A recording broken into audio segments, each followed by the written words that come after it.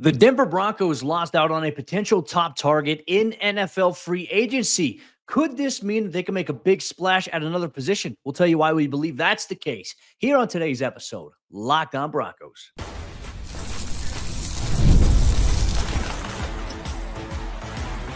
You are Locked On Broncos, your daily Denver Broncos podcast. Part of the Locked On Podcast Network, your team every day. What's happening, Broncos country? You know what time it is. It's time for another episode of Locked On Broncos, your daily Denver Broncos podcast, part of the Locked On Podcast Network, your team every day for all your Broncos news, content, coverage, analysis, more, all throughout the entire offseason. This is the place to be. Next week is NFL free agency frenzy, so make sure you stay on standby because we got a lot to break down as we expect the Broncos to be active when free agency begins. Thanks to all the everydayers out there in Broncos country. Thanks for making us your first listen of the day, however you choose to do so. And if you're not yet an everyday listener, become one by simply hitting that follow or that subscribe button wherever you get your podcast. I'm Cody Roark, Broncos beat reporter for Mile High Sports, joined as always by Sarah Bettinger, site expert, predominantlyorange.com. And we got a jam-packed episode for you here today. Broncos country, the wild, wild west in the AFC is some storylines that are certainly heating up, and the Broncos might have to be ready to counter some of the moves that in division rivals might have to make. We'll look at that and wrap up today's episode show with that. We'll talk about Zach Allen's potential asking price per year as he looks for a new contract extension. We're going to kick things off by talking about the Broncos missing out on one of their potential top free agent targets in free agency, Zack Baun. Zack Baun, obviously, the hot name on a lot of Broncos country's wish list at the inside linebacker position, and we're eager. We're waiting to see, is he going to hit the free agency market? Well, we found out yesterday he is not. The Philadelphia Eagles took care of him. They're giving him a 3-year deal to keep him in that Kelly Green in the NFC. So the Broncos potentially missing out on what could have been maybe one of their top targets in free agency. Yeah, it's for the best too, Cody. Sorry, I didn't mean to cut you off there. I apologize for that. I think good, he has one of the he's got one of the best nicknames in football right now. I didn't even know this was a thing until the Eagles re-signed him, but they call him the Bald Eagle, and I love that. I think that's just absolutely perfect for Zack Baun. So congrats to him for getting $17 million a year. You and I had just come off the heels of doing an episode where we talked about our dream free agent hauls and things like that, and Baun was on my list. And I've been doing a little bit of Michael Scott, a little snip, snap on my thoughts on Zack Baun all offseason. Do I want Zack Baun on the team? Like, do I want the Broncos to go get him? I think my line of thinking here has been that, well, if the Broncos are going to make their biggest splash at linebacker and they don't want Nick Bolton, which has been apparently, reported or rumored, then Zack Baun is the guy who makes the most sense. So that to me is kind of where I was going there. But I don't know if the Broncos necessarily needed to go after Zack Baun. I know that's going to sound ridiculous after I said he's part of the dream free agency, but I'm kind of trying to play this game of Sudoku, right, that we talk about in free agency, where you try to line up all the rumors and all the breadcrumbs and all these different things that you're seeing. And it's like, okay, how can I make this all fit together? I don't know that the Broncos are missing out all that much with a $17 million per year price tag. Now, at 12 to 15 million per year, I mean, on the lower end of that, I think you could convince me that he would be an outstanding free agent pickup, but 51 million in total money for a guy who played really well for Vic Fangio. And then you would be now talking about him switching cities, switching schemes, all these sorts of different things. I don't know, Cody. I feel like maybe the Broncos, it's not that they dodged a bullet here, but it's not the worst news in the world before the start of free agency. Well, for Baun, obviously, he was going to be the guy that was expected to command the most on the market at the linebacker position. Now, I know we have talked about Nick Bolton, and look, I've kind of been firm on saying, like, all right, I don't think the Broncos will heavily pursue Bolton. I think for me, it was Dre Greenlaw or it was Zack Baun at this point. But maybe playing devil's advocate here in terms of Nick Bolton, I don't think he's going to command anywhere between $17 million per year. I'm curious what his price tag will be, considering he's going to be 25 years old, or he's 25. He's very, very young. So essentially you're getting him on a second contract essentially is he's really trying to hit his peak in the NFL. I understand the dynamics of he's not necessarily the most agile guy in terms of being a coverage linebacker for you, but we've seen firsthand with Nick Bolton when he blitzes on third down, he is a very, very hard guy to account for. He pursues the run really well. Is that what the Broncos are looking for? Or are they truly looking for a coverage dynamic? Part of me is thinking there's a little bit of both. And I saw your tweet that you put out there. You said maybe we have one of these guys at home. Like you had a picture of Zack Baun, and then next to it was Drew Sanders. That could be a certain possibility here for the Broncos. But because we figured, and we talked about maybe Zack Baun being potentially the big splash that maybe Denver could have had, or the big positional splash that maybe the Broncos could have had interest in, does linebacker still factor into maybe a big splash for Denver? Or do you think that position now changes where Denver can make a big splash at another position?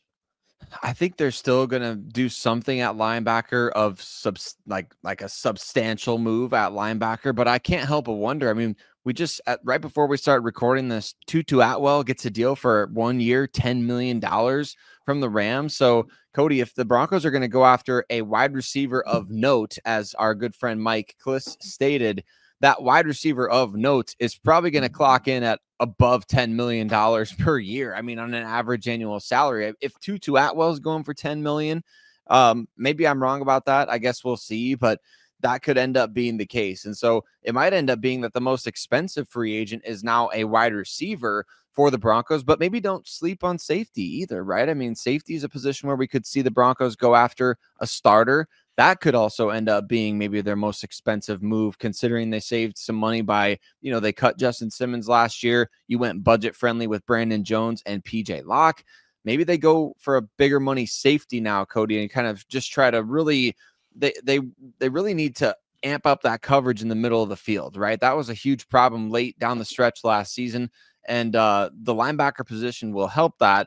But I think even more so as well, having another ball hawking safety back there next to Jones, that could be a huge deal for the Denver defense too.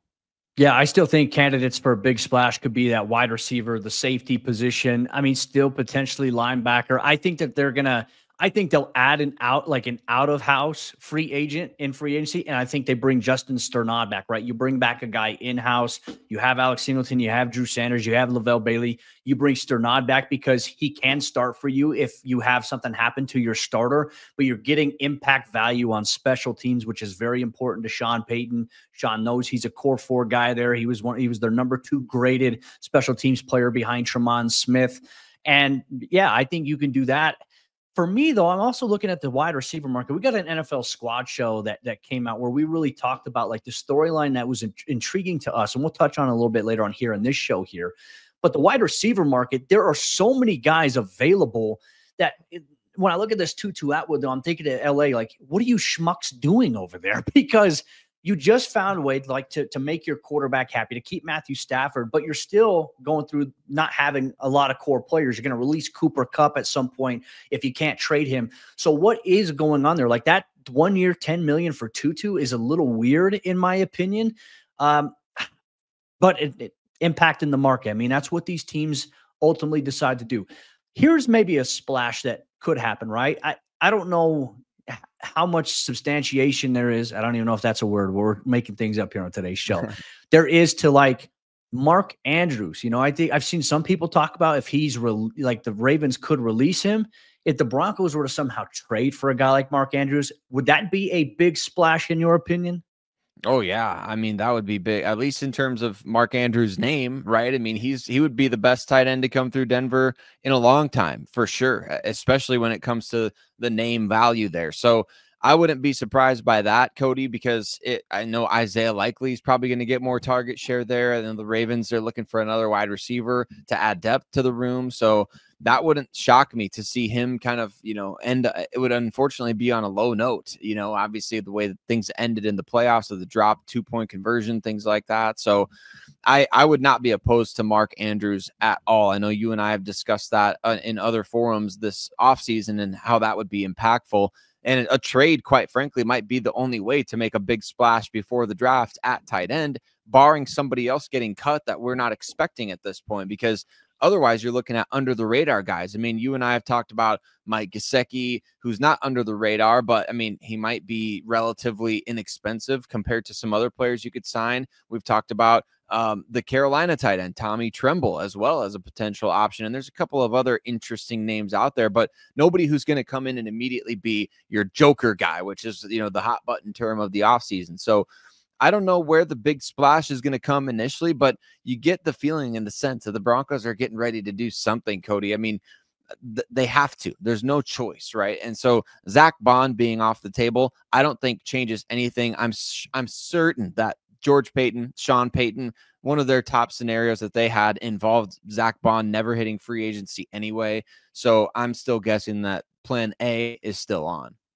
Well, Broncos country free agency begins next week. Monday's the legal negotiating period, the legal tampering period. Wednesday is the official start of the NFL free agency frenzy. And just so you can set the tone for your day on that Wednesday, go fill up your bathtub, find the heaviest thing that you have in your house, and throw it in there so you can hear that big splash and maybe set the tone for the day. Maybe the Broncos will follow suit right after that here, but we'll have you covered every step of the way. Make sure you let us know here on today's episode, Locked On Broncos, your thoughts on what the big splash could be now that Zach Bond is off of the table here for the Denver Broncos. But we're not done yet, Broncos country. We still got a lot to break down here on today's episode of the show. We now know where Zach Allen is potentially looking for a contract extension. Is $25 million per year the sweet spot? And is that something the Broncos are willing to do? We'll debate and discuss that and much more on today's episode of the show. Today's episode, Locked On Broncos, is brought to you by our friends over there at FanDuel, America's #1 sportsbook. And even though the NFL season is over, the NBA season is just ready for you to tip things off, especially as there is a push to the postseason. And FanDuel is the best place to get in on the action. With FanDuel, you can place live bets throughout the game as it's ongoing. So even if you miss the opening tip-off, or if you want to bet on a fourth quarter comeback as it's happening, you can stay in on the action. And if you're looking for an even bigger payout, you can combine your live bets into a same game parlay. The Nuggets had a comeback the other night against the Sacramento Kings. And if you bet on a fourth quarter comeback there with Nikola Jokic, maybe you pair that with a futures bet down the road here of him winning MVP this upcoming season. And right now, new FanDuel customers can get $150 in bonus bets if your first $5 bet wins. Just visit FanDuel.com to join today. That's FanDuel.com for your shot at $150 in bonus bets. Make every moment more with FanDuel, the official sports betting partner of the NBA.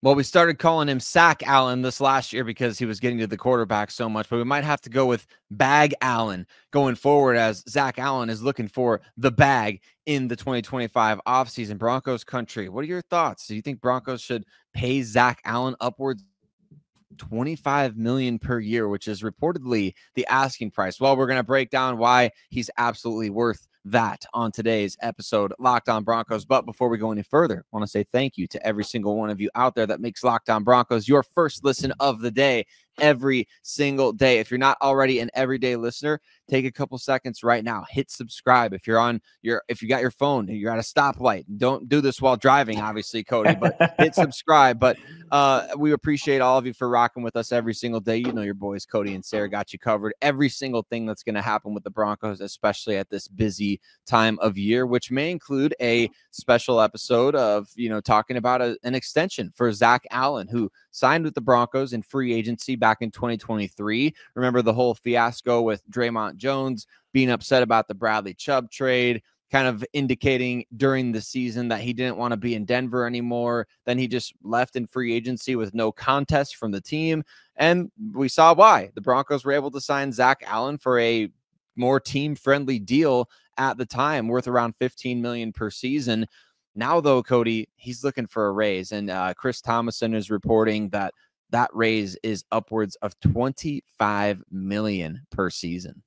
Man, that's a lot of money. And, you know, I think it changes the market. I mean, we talk about so many positions every year. The market for these positions changes every season, right? You look at Zach Allen, he's a defensive end. Okay, well, look at Max Crosby. Max Crosby, you know, he's considered a pass rusher, but he's also at the defensive end position. And Max Crosby, we'll talk about it a little bit later on here in the show as we look at the AFC West, but man, did he get a massive payday. How does that impact where Denver's at, like with him? I think you look at Zach Allen here. What did we see from him this season? I mean, an unrelentless mode. Like Sean Payton had told us so many times this season, there's times where they have to try to yank him out of a game because he won't come off the field. Like, this is a guy who is in great shape, great condition, fights through. He's so tough, fights through some injuries that he's been, has dealt with. The dude is tough as nails, but he's got the most relentless motor we've seen. And someone that JJ Watt, who was his teammate in Arizona, looked at him and was like, hey, this guy, he's going to be a special player. We have seen that here from Zach Allen. I think his first season in Denver, because of the Broncos, I think not having solidarity at the defensive tackle position and not really having their edge rusher rotation set in stone there, Zach Allen was facing a lot of double teams. He's still generating pressures at a high rate. But last year, man, we saw him absolutely turn it on. And I would say this, he is deserving of a contract extension, $25 million per year. I mean, that's what the market is going to be for him right now. And then on top of that, there's other guys you're going to have to try to potentially extend coming up too, like the Nick Bonitos. We just did an episode yesterday on Courtland Sutton potentially receiving an extension before or after the NFL draft. And I'm thinking to myself, okay, if Denver finds a way to do these extensions, they'll get more cap space and they have the chance to restructure these guys a year from now, 2 years from now, even 3 years from now to create even more flexibility here.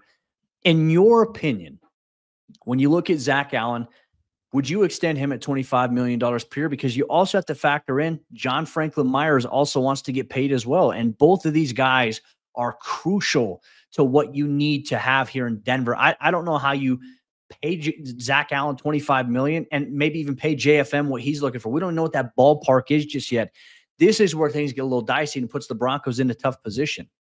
It is a tough position. It's a good, tough position to be in. I mean, when you have good players who are playing well and deserving of new contracts, that's a great problem for your team to have because as of right now, these guys are all under contract for the Denver Broncos, and that's a huge advantage in the Broncos' favor. But you want to do business the right way, right? And I think George Paton has proven that over time. When a guy plays well for your team, when a guy goes out there and he does what is required to earn this type of big money contract, good business says that you pay him that contract, right? I mean, we just talked about the Eagles with Zach Bond, and they did the same for Saquon Barkley as well.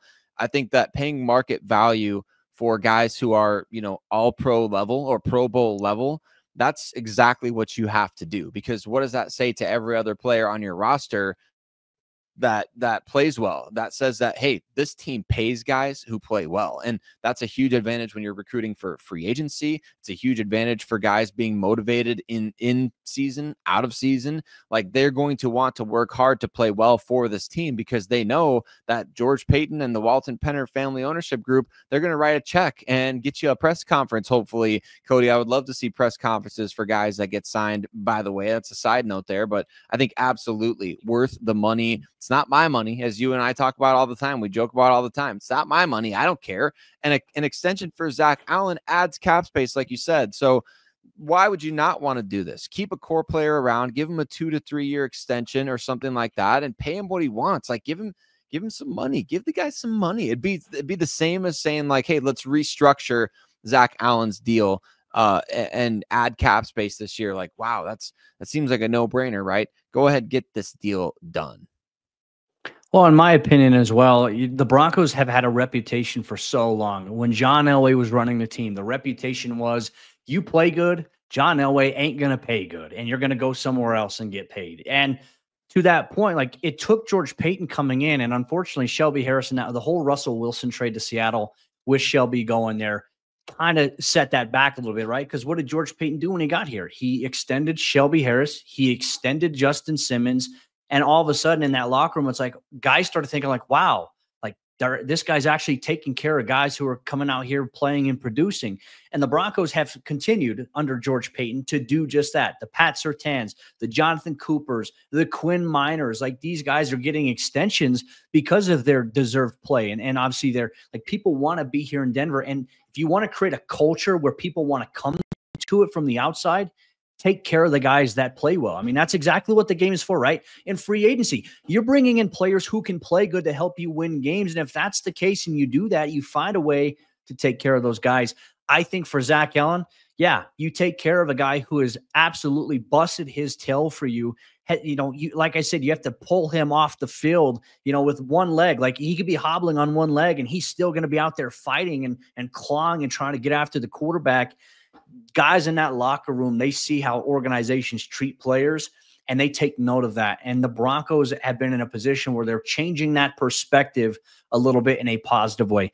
Find a way to take care of Zach Allen. I think the rest will fall into place. And also, what do we hear George Paton say here this offseason? He said it's important for us to continue to invest in the trenches. So what that means is keeping that core, that nucleus intact that led you getting a franchise high 63 sacks in 2024 here. Broncos country, your thoughts on what Zach Allen is looking for here this upcoming season? $25 million per year. Is it worth it? Is it not? Make sure you let us know. However, you're listening or watching Locked On Broncos here today, but we're not done yet, Broncos country. We're going to wrap up today's episode, show up next by talking about the wild AFC West. Some teams, some of the Broncos' biggest rivals are making moves. How can Denver counter some of these moves as well? We'll debate that and more here on today's episode of the show.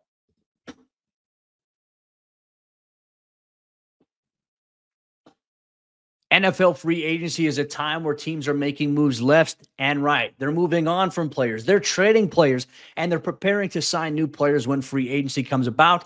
That process doesn't change here for the Denver Broncos. They're doing the same exact thing. But as you're looking to compete and move the needle inside the AFC West, the Broncos ultimately want to win that here in 2025.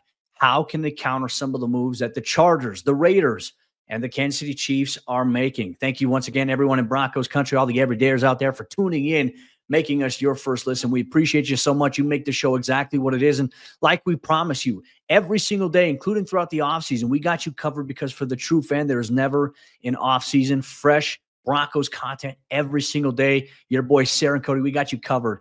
Thank you for being a part of what we're doing here at Locked On here.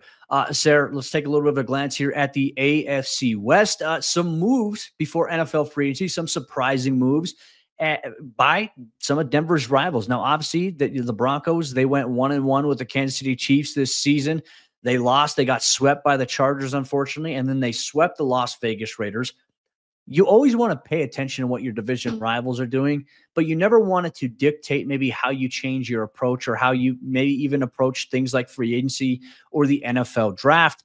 Your thoughts here. Let's start off. The Las Vegas Raiders making a big-time move. Obviously, a new head coach in Pete Carroll, but making a big-time move, giving Max Crosby the highest contract by a non-quarterback in NFL history. Massive extension for them. How does this impact the Broncos? Well, I think, obviously it keeps one of the most terrorizing defensive players. Of course, Max Crosby is one of those guys that the Broncos have really struggled to block in general since he came into the NFL. Now, got a little bit of revenge last year against Crosby in that game against the Raiders, the first victory of both victories against the Raiders, which was nice to see. But man, for him getting nearly, I think it's $91.5 million in total guaranteed money on his contract, which is pretty insane.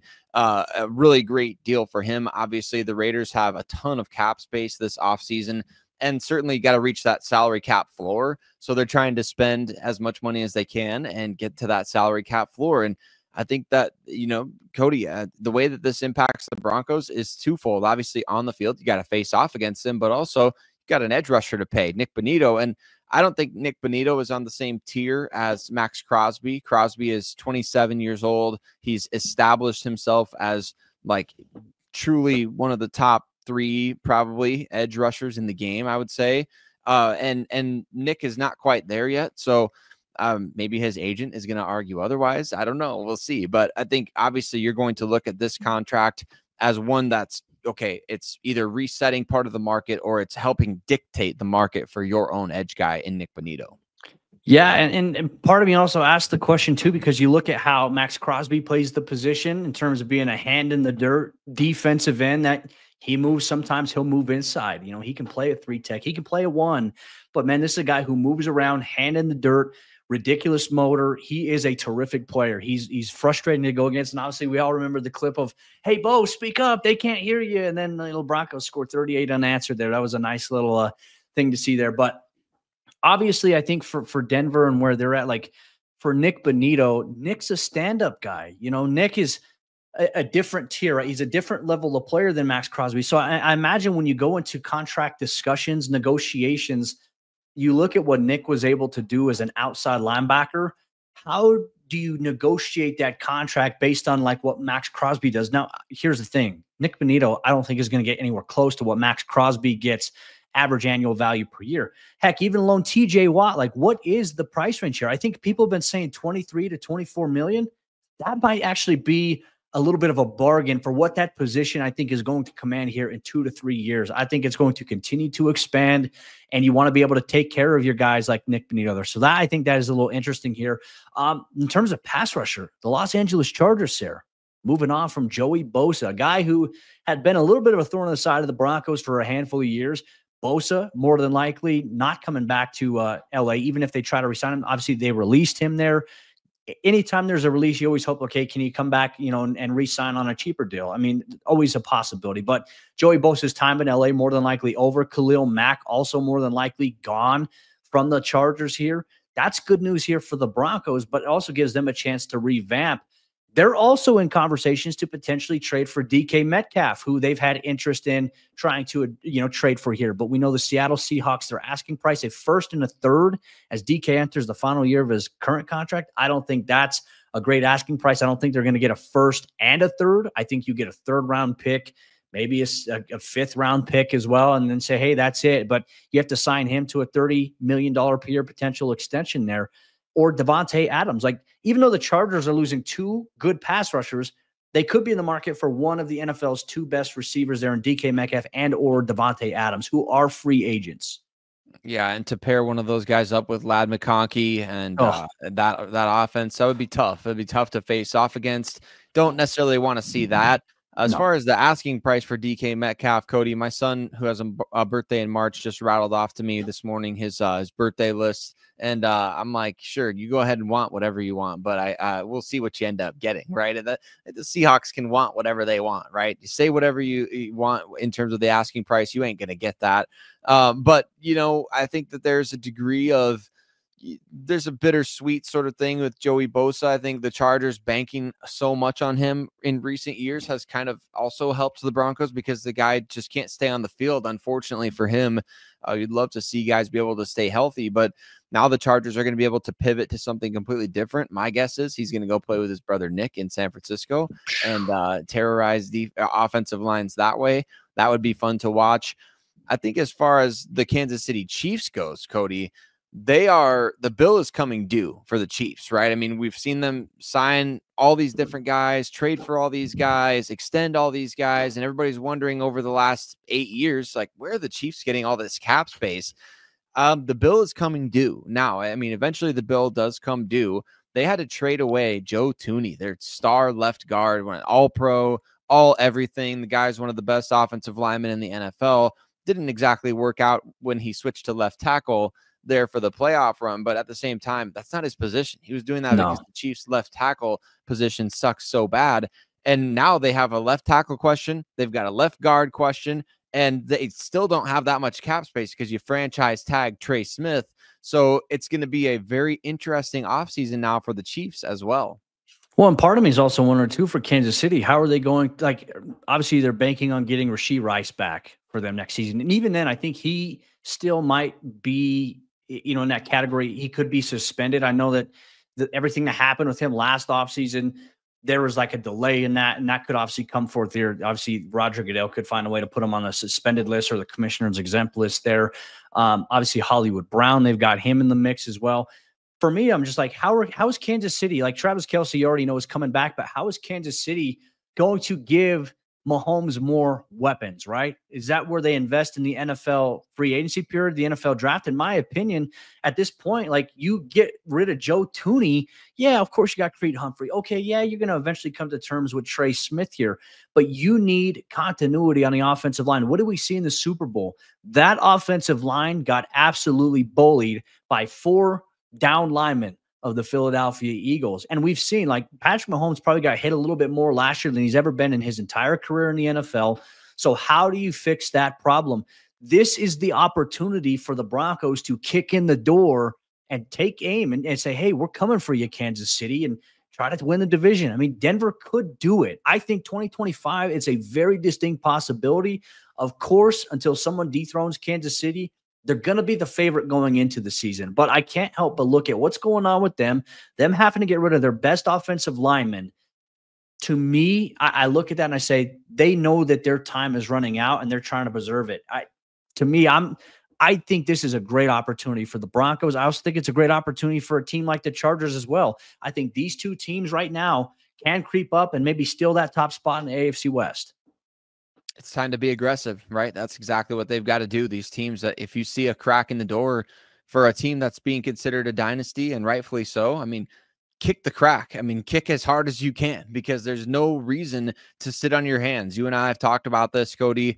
As the calm before the storm begins to, bubble over a little bit as we get to NFL free agency, I think what's happening in the AFC West right now gets me more and more excited about what the Broncos have the potential to do. And I know I'm trying to preach patience to myself as much as everyone in Broncos country, because I do believe some of the biggest impact players this team gets will be in the NFL draft. But I don't think that means this team has to sit on its hands during free agency. So I'm ready, Cody. I am so ready for the offseason dominoes to begin to fall, to see what this team's vision is for doing exactly that, kicking down the door in the AFC West and trying to go and win that division. Broncos country, how do you feel about the state of the AFC West as free agency approaches and some of the Broncos' biggest rivals in the division making some of the moves that they have made? Where does it put the Broncos in your optics here, especially if they come out and they have an absolutely gigantic free agency haul? Let us know your thoughts here on today's episode, Locked On Broncos. But with that said, Broncos country, that'll wrap up today's episode of the show. For all you everydayers out there, on Monday's episode of Locked On Broncos, it is time for the legal negotiating period. Could we see some movement here from the Broncos early on Monday, where everything becomes official in the new league year on Wednesday? We'll preview that and some of the latest rumblings and more on Monday's episode, Locked On Broncos. Enjoy your weekend. We'll see you then.